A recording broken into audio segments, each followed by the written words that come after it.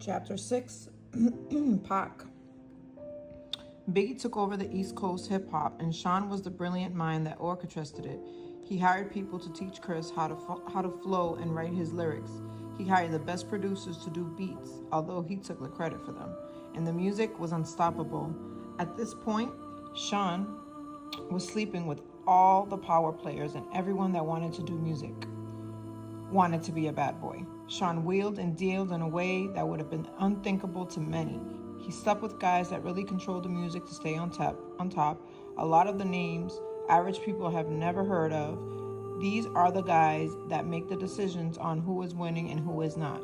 He hosted parties that were just a fancy name for orgies. Yep. And everyone wanted in.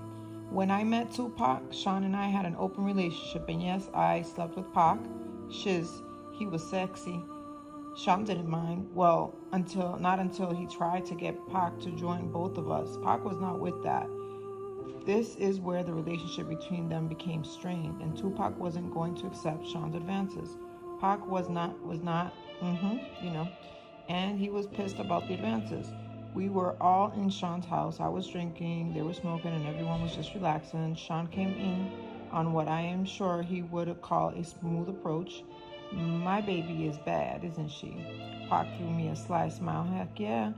I felt myself blush. Sean was now in a full swing. You think you hit it better than me? I couldn't believe he disrespected me that way. I was not playing with my response. Sean, what the fudge? Pac came to my defense. Dang, bro, you ain't got to do the sister that way. Tupac appeared upset behind Sean's words, but Sean went in for the kill regardless. I think my, is bigger than yours. I bet I can make her, faster than you. What's up? Pac was appalled. What the fudge are you talking about? I ain't trying to run no fudging train, Sean continued. What you scared of? Let's see who fudges better. Let her be the judge. Yes, at this point we had been inviting others into our bed for a while, but I'm not used to and will not stand for disrespect. I wasn't the only one upset.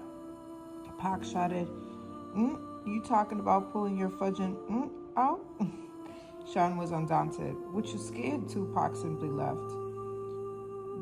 Things were continuous since then. The two could not be in the same room.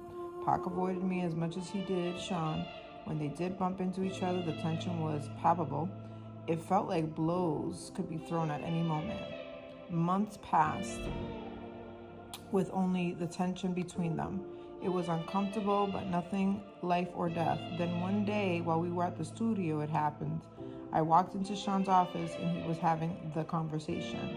Sean sat across Jimmy Henchman. Pac, don't leave that fudging studio alive. I don't think I was supposed to hear that. I couldn't, as if I didn't. Hey, Sean. Good morning, Jimmy. They didn't seem to think I heard anything. I'm ordering breakfast. Smiling, Sean replied. First, let me get eggs sunny side up with some grits and orange juice. I could see he was hungover. Good. I don't want him knowing I know anything. If he just put a hit on Pac, knowing something could be dangerous. Jimmy, apparently not hungry, said nothing for me as he stood to exit the room. He said, Sean, let's make that happen. Then nodded to me and said, Kim, always a pleasure, with a wink to me and a nod to Sean. He turned and walked out. Jimmy was part of our intimate circle. I went on as if nothing was happening. I'll make the call now. I smiled as I left, hoping I wasn't white as a sheet. I wasn't in the studio the night Pac survived being shot, thank God. From what I understand, Sean and Chris saw Pac at the studio after he'd been shot and did nothing. The way God works.